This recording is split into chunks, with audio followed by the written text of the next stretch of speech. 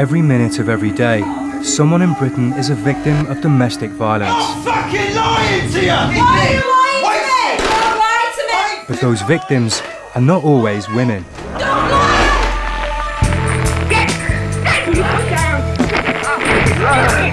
She ran my head into the wall and into the patio door till I passed out. The British Crime Survey reports that 22% of the victims of domestic violence are men. She broke my nose twice. She broke my arm. And the true figure could be higher. Many male victims are too ashamed to come forward. The typical comments were, but you're taller than her, physically stronger than her. How did you allow it to happen? I can't look at you anymore. Put the knife down. Here we reveal the scope and pattern of this hidden form of domestic abuse. Get out! Before I get a sharper knife and actually stab you in it! Inflicted by women on men.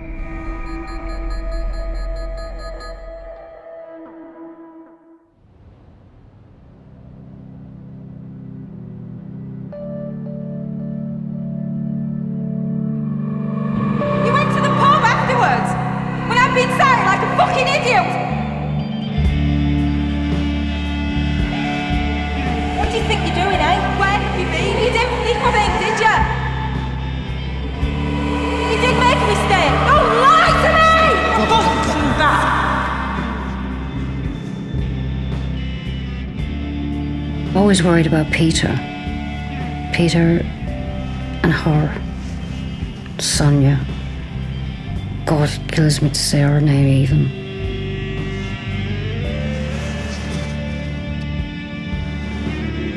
She was the love of his life.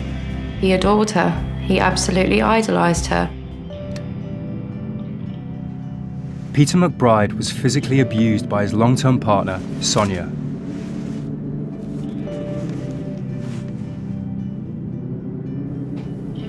The descent of this 8-year relationship, from initial attraction to misery and violence, follows a pattern experienced by many battered men.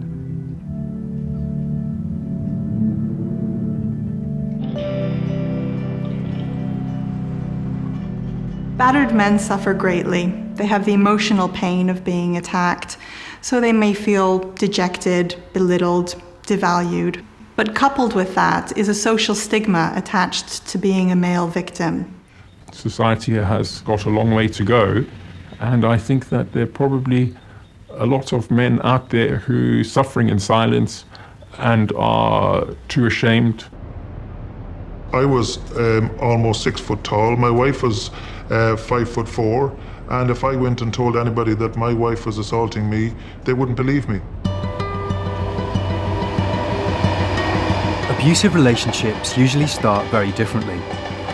Peter met Sonia when he was 18, she was 22, and life looked a lot brighter.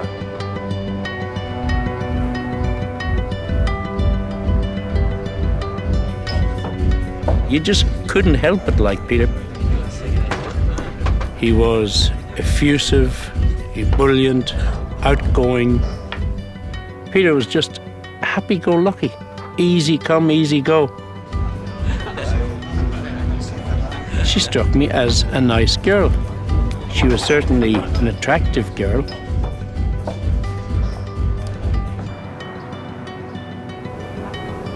Showed her compassion.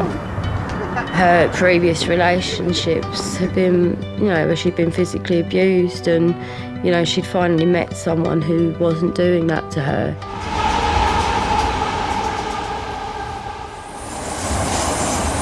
It wasn't long before the couple announced that they were getting engaged. They had a problem with accommodation, and Peter asked if they could stay with us for a while, which we had no problem with whatsoever. But with the couple in the family home, the McBrides began to see a different side to Peter's fiancée. Just want to get in and get some peace. Oh, we're in. It was very clear, just by the way she spoke, by the way they acted, that she was the dominant type. Whilst they were living with us, he struck me as a chap that was afraid to say the wrong thing. If he did, she wouldn't do anything in front of us but she would when they were alone. I tell you, Mum, nearly done. Do you want to stick the kettle on? All right, leave it.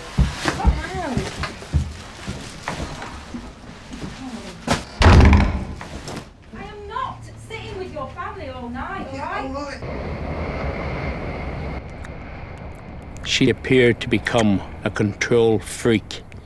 She needed to know every minute of every day where Peter was. Yeah, we thought she was a bit odd the way she went on, but we just put that down to the fact that she'd had difficulties in her life. Violent women often have a history of family violence. Either they've witnessed abuse or they've been on the receiving end of it. So this instills in them usually a great sense of insecurity and a lack of control. So in future relationships, they may unconsciously try and reclaim control, and they do this by dominating another individual. Time and time again, she would say, this is what we're going to do, this is where we're going to go, these are the people we're going to see, and if I tried to make any suggestions at all as to something else, this is the kind of thing that would send her off into a rage.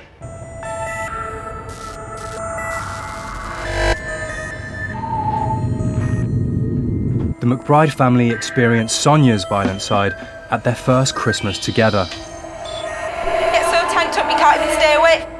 It was an early warning that was easily overlooked. As you do. You fall asleep after your Christmas dinner and having a few drinks and that, you know. You doze in the chair. And she was not amused. What do you think you're doing, eh? Falling asleep on Christmas Day? Yeah, get up. Yeah. Come on! Give us a minute, yeah? She went crazy. She shook him first and he was, oh, I'll get up in a minute. And she punched him in his chest. And I was kind of sitting there thinking, whoa, it's a bit bizarre. Come on, get up! I'm getting up. All right, you can handle yourself. I was scared for him because I knew that if he didn't get away from her, it would just get worse. And obviously, it did get worse. Much, much worse.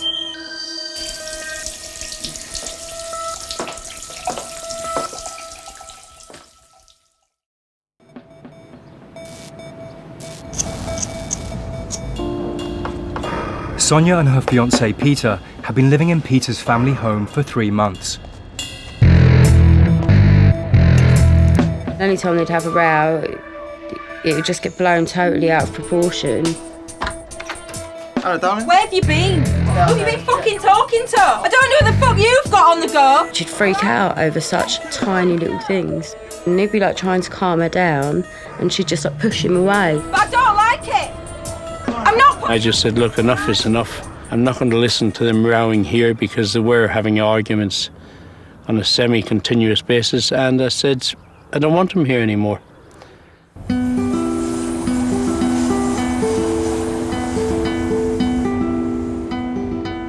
Sonia rented a flat in a different part of town.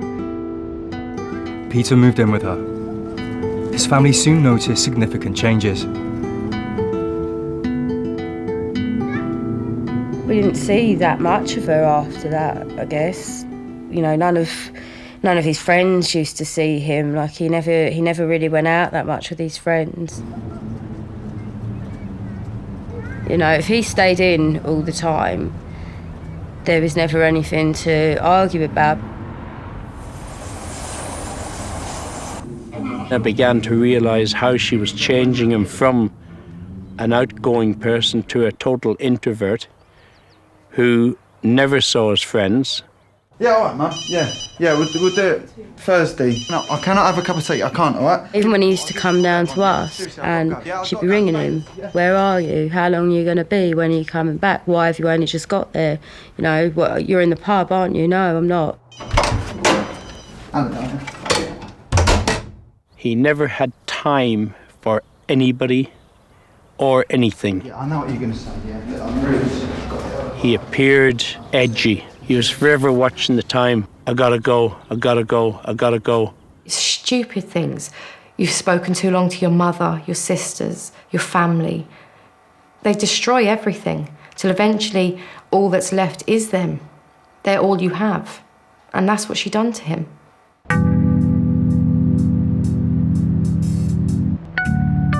Isolation is a psychological form of abuse, and it sets a scene for physical violence.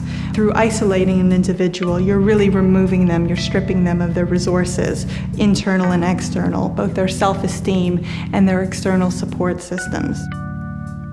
She made every effort she could to isolate me from friends, family, actually even from my employers. There wasn't really anybody I could talk to about this.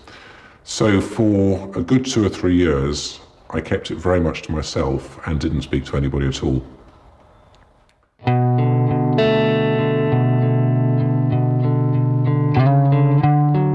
According to the British Crime Survey, only 19% of men report domestic violence against them. But in the Midlands, one man is determined to go public about the abuse he suffered. I was deliberately isolated from my family and friends by her, but she got me to do it. Everything was, you must do this or else. Anyone that wanted to speak to me, you know, you'd see jealousy come through. You've got, like, you cannot have a shower by yourself and things like that. That's just bizarre. Sometimes there'd be like a slap occasionally for no reason. It was like, where's that come from? And then when it got down to about that level, it started being a bit more than a slap. There'd be a scratch occasionally, and you know, followed by, oh, I'm sorry, I didn't mean it, I'm so sorry. Well, basically, when you've got the hindsight, you can look back and you can say, well, that's the point where my family were cut off. This is the point where everybody else was cut off. This is the point where I suddenly wasn't allowed to work overtime because it meant taking time away from her, and things like this. That you realise it goes further back than just, a lot further back than just the violence. Like most domestic violence victims, male and female, Matt suffered in silence as the situation worsened. Home Office figures show that it takes an average of 35 violent incidents before a victim talks to the police. The slaps and the scratches were a foretaste of much worse to come.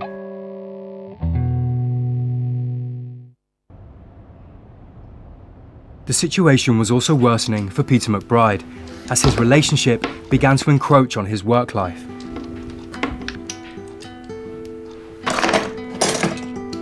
Here's your tea. Oh, cheers, love. The guy who ran the cable company was a very good friend of mine, and he informed me at one stage that he had to sack Peter because he couldn't tolerate his customers complaining about a woman who appeared to be in a very hyper condition.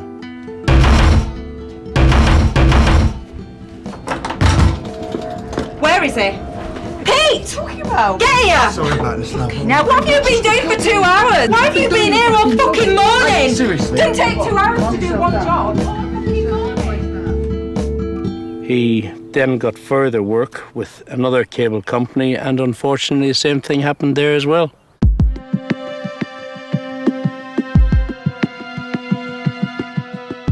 I set up my own business. I had my ex-boss who, with a company I had worked for and I wanted to subcontract work.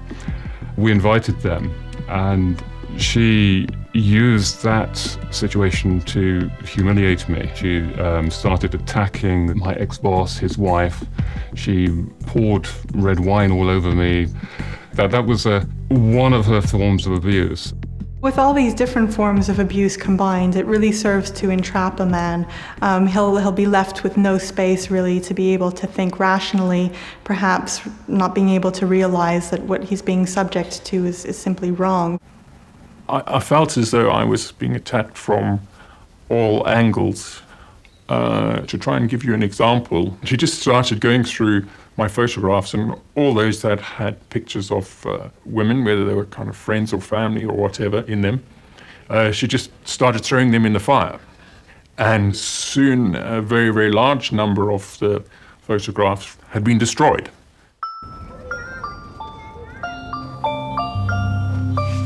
Sonia and Peter separated on several occasions after arguments, sometimes for lengthy periods. Peter often turned to his family. He grabbed a bag and came down to my flat. I opened his bag. Peter only ever wore things like Versace, you know, all labelled stuff. She had cut one leg clean off a pair of jeans. She'd cut buttons off a shirt. She'd slit buttonholes. Then she'd folded everything perfectly, and I mean perfect, and stacked it all back in his bag. So obviously on sight, on looking at it, it's fine. But when you take it out, there's like a pair of jeans with a leg missing. He rang me and said they were having a fight and could I come and pick him up, you know, to get his stuff. And when I was there, she was throwing stuff out the window, you know, like freaking out, like screaming at him. Don't bother coming back, you lying bastard! No, I just felt so sorry for him. It was so embarrassing. Like, you know, it just made me feel like a fool. But she obviously apologised for it, and he forgave her. It was just a vicious circle all the time, right? They'd fall out. She'd phone up after such and such time, and they'd get back together again.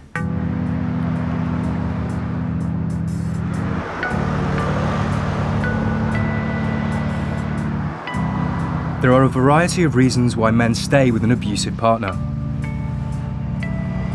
Men might stay in an abusive relationship because they love their partners dearly. They feel that they're still a part of the relationship that brings fulfillment. Men also might very well feel as if they can be a savior. They see that this woman may have had a very difficult past, and they may want to, in a way, rescue her from that. And a real significant reason for men staying in a relationship is for the sake of the children. This was Matt Hadfield's reason for staying. She got pregnant, and then that seemed to be like an excuse to start building up the violence because I wasn't going to go anywhere. I did the right things. I went to the police. I went to the social services. I went to them. But the police were like, well, you've got no evidence. Go away. If no one believes me because there's no evidence, I will get evidence. And when these things occurred, I started to use... I'd always have my phone with me anyway. It's just instead of being in my pocket, it'd be in my hand. Damn you! Hey! Stop it. No! Stop kicking. No! You know, over there, she ran my head into the wall there, held me against the wall and beat me with a trainer. Over there, she ran my head into the wall and into the patio door till I passed out. Get! Stay fucking down! You fucking nutty! Stay there! The bathroom door, she ran my head into the bathroom door so much that I didn't pass out, I nearly passed out. But I still got a lump on the back of my head. You're giving me all the fucking...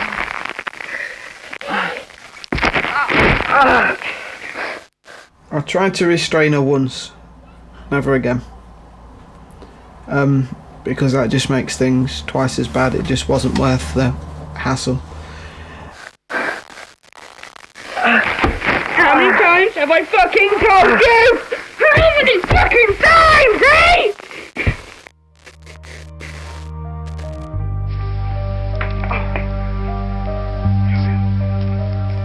I don't ever remember being scared.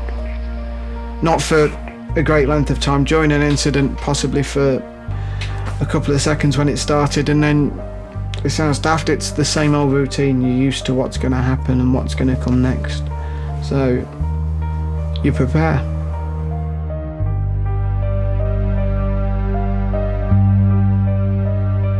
It would take several months of suffering in silence before Matt confided in his family. Many men keep the pattern of abuse secret.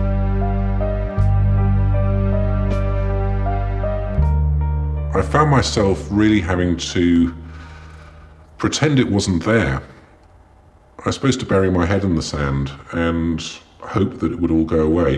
It didn't occur to me that this is something that happens in so many different relationships, I was always thinking I must be at fault. I tried to cover up for years. I tried to cover up for having to go in with the black eye and make an excuse that it was the footballer, it was walking into the door. You know, the covering up is the worst, I feel.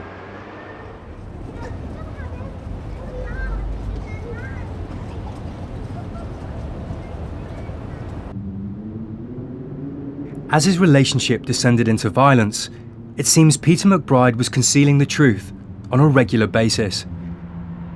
Peter became a master at telling lies in order to hide the truth of what was happening to him.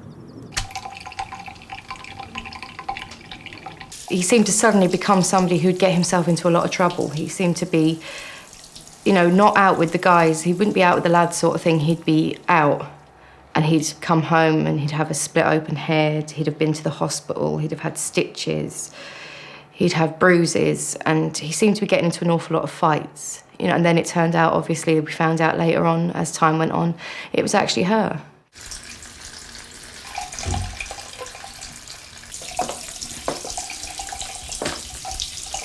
Want a cup of tea? All right, just leave it, yeah. Peter came in one morning. He had started a new job, and his ear was totally busted. He said, I went on the job, had a hod on one shoulder, had bricks in it, and as it turned round, I walked straight in the side of my ear into a scaffold pole.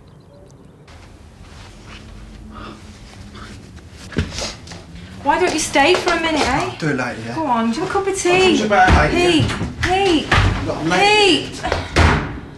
I found out subsequently that she attacked him on that morning with a glass ashtray, which she hit him straight across the side of the head with.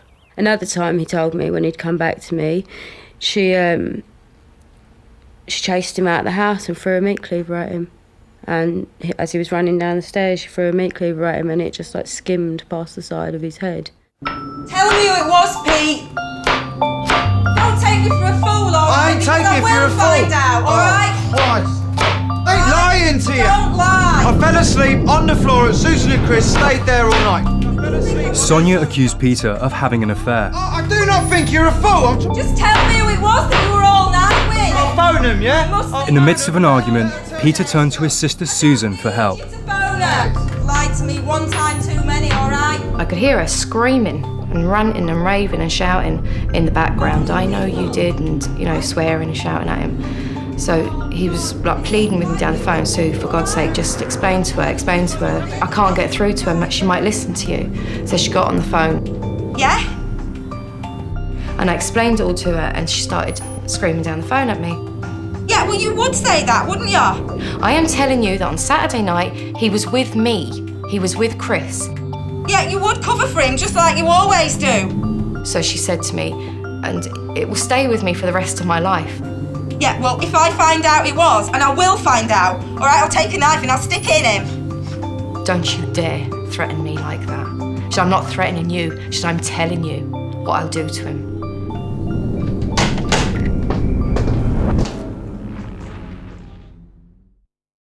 What does the future hold for men? Because at the moment, you know, men are in a weird place. These days, for men, it can feel like there's nowhere to hide. Man up, what's the matter with you? If he's playing with dolls, he's gay. So Channel 4 bung me a few quid to find out what's going on. I might have said a couple misogynistic things, so what? There's so much anger. How are we going to help men to help themselves? Everyone needs a father, and I'm old man left when I was 9, I was lost. Do we need to become more feminine? I won't get run over.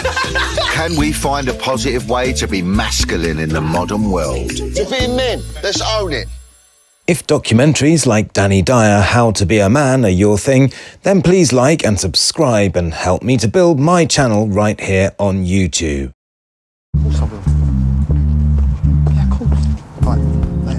Home Office statistics show that in 2004, there were 2.5 million incidents of domestic violence towards men. I'm not being ridiculous. Will you go away, right? I'm coming back. Fucking ludicrous. You happy? The beginning that started off, it was only a slap, and the bruises came then. And then when bruises come then, the broken bones came then.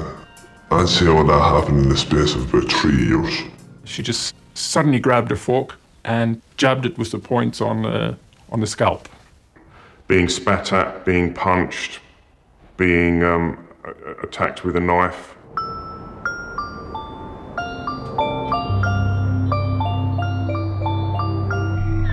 Peter McBride lied about the violence of his on-off girlfriend, Sonia.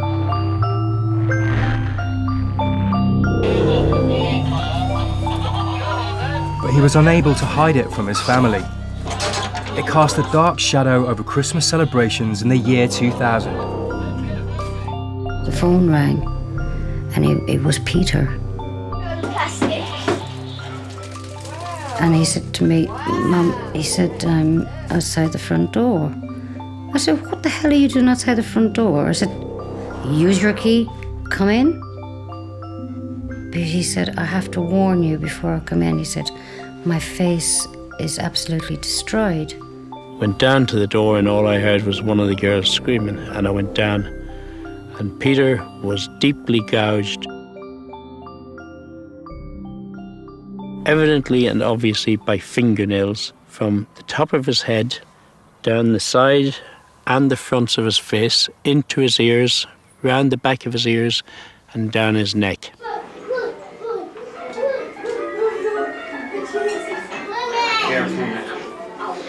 Anybody watching this, if you want to know what happened to my face, I fell in a rose bush while I was drunk. Okay? I'll tell you what.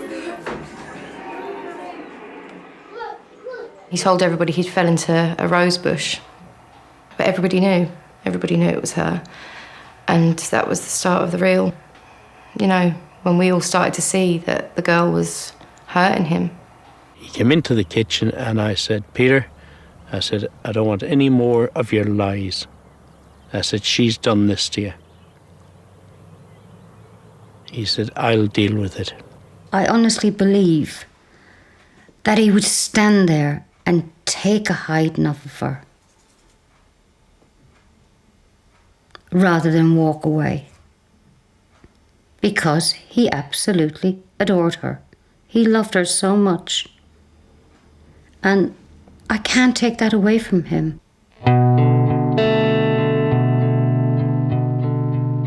According to a 2001 survey, less than 8% of male victims in England and Wales retaliated. I can categorically state that I never hit back or even raised a finger to my wife at the time. As a man, you can't afford to hit back, because if you do hit back, the woman will say, well, he hit first, and they'll believe her. Hit me back, come on, just hit me back, come on! Fucking hit me back now! Hit me back! Hit me back! Hit me back! Hit me back! Shit. Don't hit back. No matter how tempting it is, do not hit back. Well, I think in asking a partner to hit back and provoking them in a way, come on, hit me, they're not really looking to engage in a fight. It's just another excuse to set upon him with more manipulative and controlling behavior.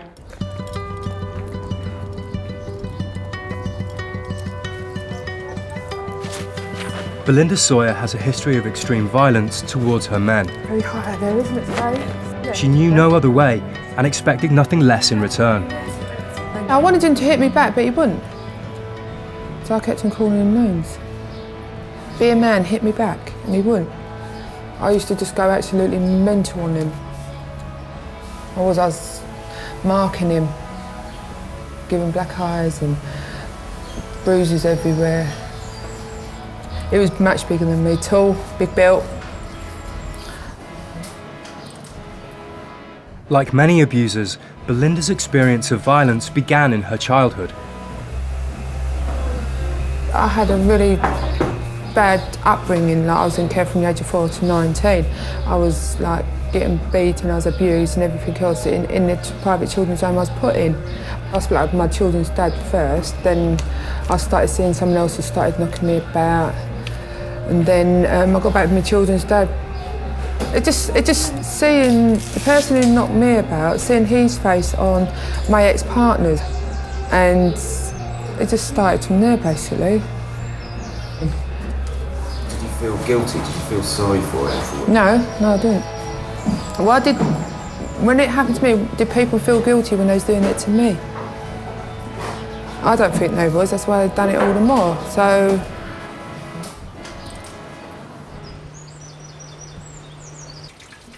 Sarah Jordan has been married 3 times. Like Belinda, she wouldn't acknowledge that she had a problem with violence. I suppose the early signs would have been in my first marriage, where I did start throwing things, and I hit my husband and damaged his nose with a shoe. But it's only looking back I can see that they were signs of violence. At that time, we were having a row, and I was defending myself or behaving in a way that you would during a row. In my third marriage, it escalated over a short period of time, it did.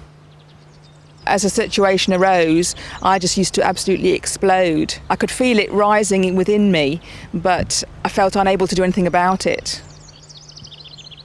And it would just be the slightest little thing. During a row, my husband threw my underwear in the bin. And on this particular occasion, I ended up throwing a hot teapot of tea at him. I ended up breaking one of my fingers whilst I was pushing him around. I could be having a bad day with the kids, and he'd just come in from work or something, he would have said something to me and I just went for him, basically. The worst thing I'd done to him, it used to be anything I could pick up and throw at him. I used to aim for the head. I had to tell him to leave because I had a knife to his neck. I said, you either go or you get this in your neck. So it's take deep breaths, B. I just grabbed hold of him, I started punching him, and then I ran upstairs and he was following me, so I started punching him as he was going back down the stairs backwards, and he didn't lose his foothold, but he could have easily have done, and the consequences could have been far worse. But I think that was the point at which he decided he had had enough and things were going to change.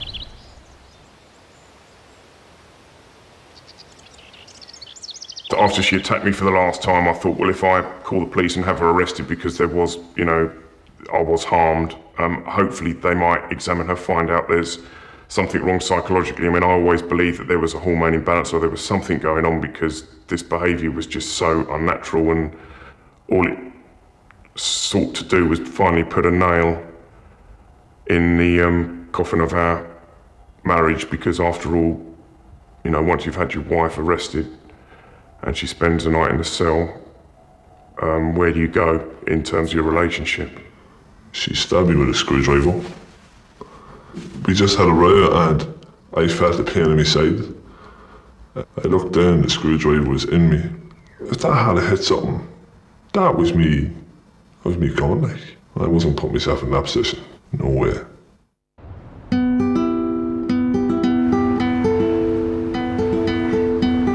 Every time Peter McBride left Sonia, he returned to her, ignoring his family's pleas. I think as she became more familiar with him, more certain that he was going to keep coming back to her, she felt she could say and do what she liked to him, and he'd just keep forgiving her. And he did. Yeah, one second. Yeah. Hello? Pete? Are you going to come back? Don't feel right without you. Well, you know what I get like. Sometimes I take it too far. He must have known that every time they got back together that something was going to happen, that she couldn't change. Pete, do you love me? Yeah, I know you do. Look, I do too, darling.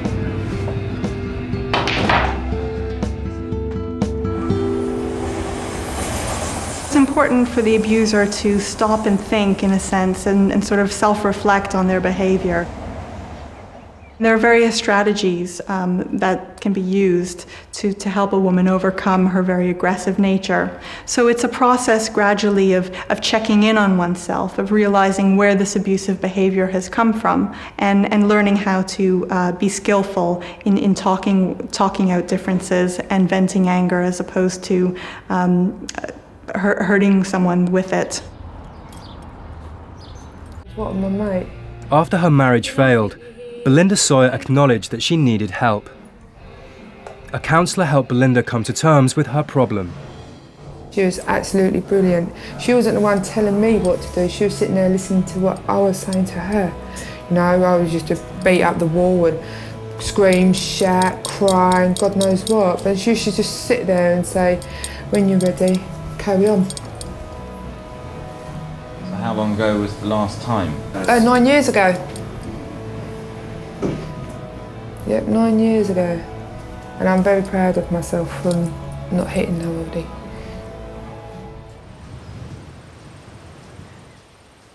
Sarah Jordan had to hit rock bottom before she sought help. Pushing her husband on the stairs led to police action and the end of her marriage. I was lucky if lucky is the right word, that I had the opportunity to seek asylum in hospital and receive treatment and psychiatric and psychological help. I learned to respect other people's boundaries. I learned to respect my own boundaries. I learned to be more communicative. And all these things as a whole can help you think and behave differently. I've now been sorted for about 5 or 6 years.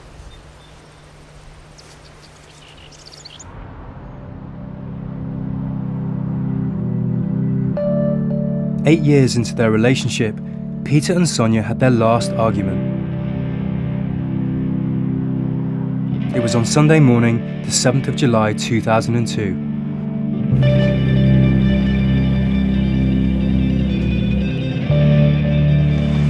It was just waiting to happen. We knew it. Everybody else knew it.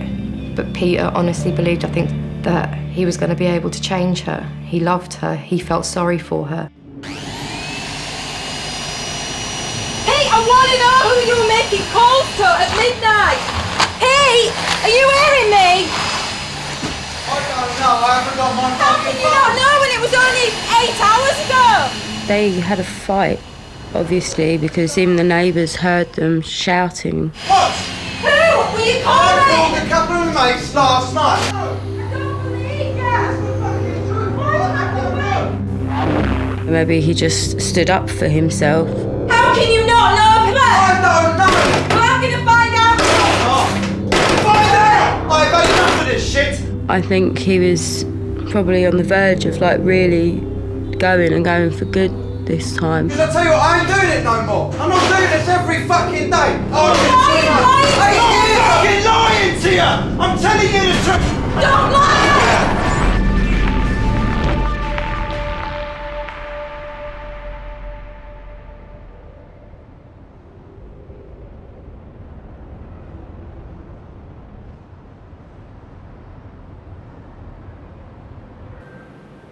Peter was stabbed through the heart by Sonia. The first to hear was his sister Michelle, who was informed that he was in a critical condition.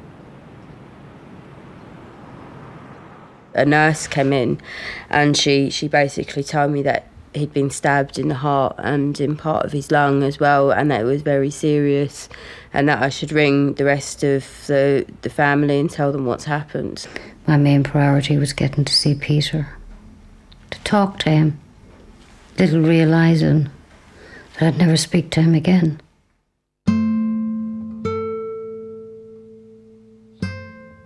Peter was on a life support machine for 6 days, but he was brain dead. The surgeons, doctors, nurses, they said about turning off the life support machine.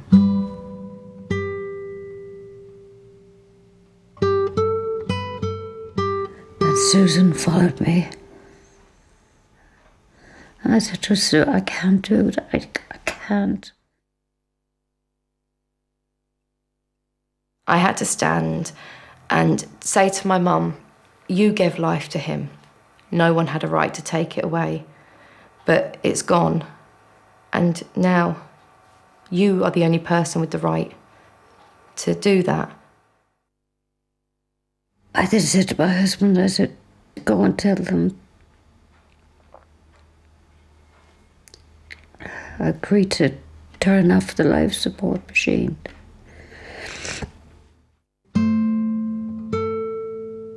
Peter McBride died on the 13th of July 2002. During the police investigation that followed, his family would discover that Peter had covered up Sonia's violence to the very end.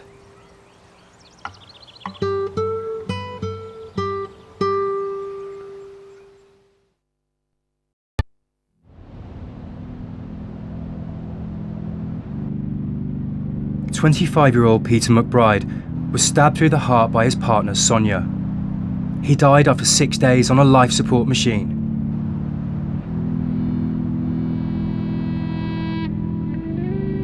Police began their investigation. Sonia was the prime suspect, but she denied everything. And her alibi came from Peter's own words on a 999 call.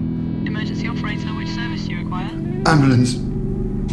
I've been stabbed. Sorry, sir. Did you say you've been stabbed? No, I fell on a knife. That is recorded by the London Ambulance Service on their tapes. Yeah, I've fallen on a knife. My belief is he loved her to death. He still covered up for her, till the moment he took his last breath. He was defending her.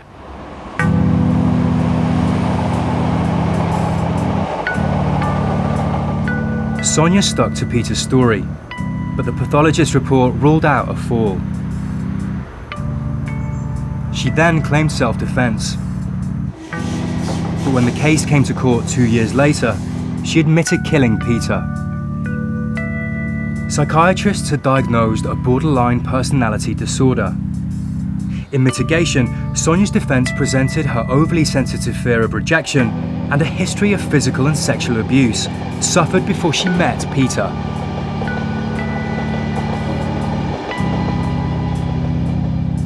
She entered a plea of manslaughter on the grounds of diminished responsibility.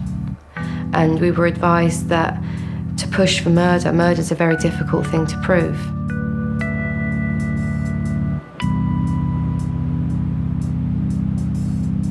Sonia was sentenced to 3.5 years in prison. The judge told her that no sentence could possibly reflect the McBride family's loss and suffering. She was released after 21 months.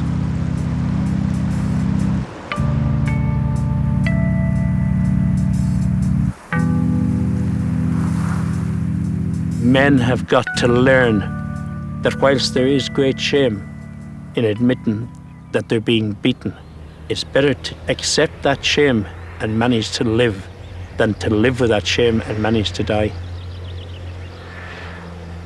It's very difficult to leave an abusive relationship. That can't be underestimated, but it is possible. And if they can't leave easily, it's important to confide into someone that they trust. Domestic violence shouldn't be tolerated, no matter what form it is, and it is possible to end it and to get out of the cycle. There is light at the end of the tunnel, you can get through it. But I would say to anyone who's experienced it, don't stay in that situation, get out and get help. I had recommended to me to counsellors. That started the process of healing the psychological wounds that I had. So I came to see that it wasn't my fault.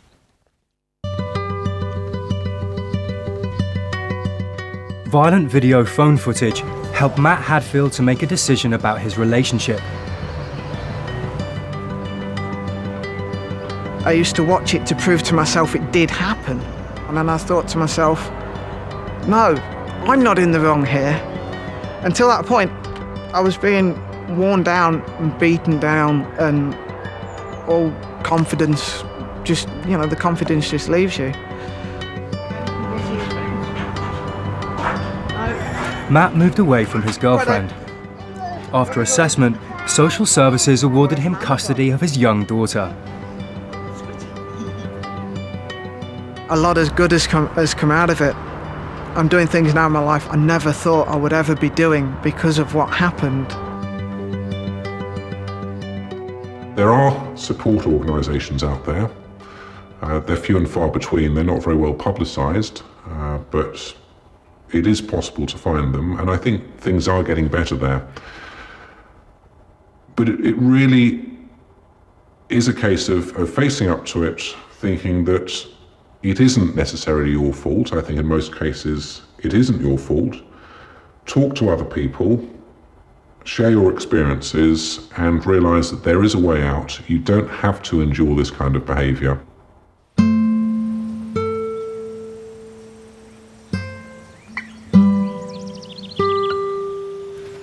Neither Peter nor Sonia faced up to their problems.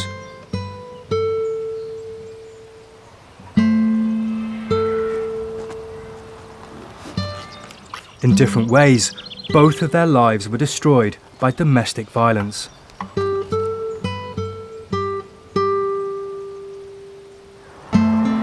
It's not within our jurisdiction to tell people what they can or cannot do, but try and help them if they suffer, the same as Peter did.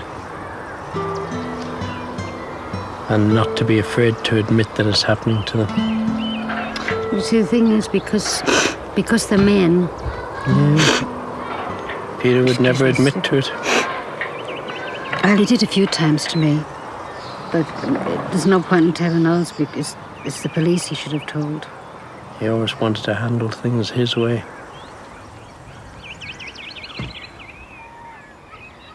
Peter's family now live in Ireland, where he is buried. You expect him to walk in the door and Yep. give a big hug, kiss. Say, where you going, Pete? Out. Who are you going to see? Nobody. Where? Nowhere. Come back after a couple of pints and roaring laughing.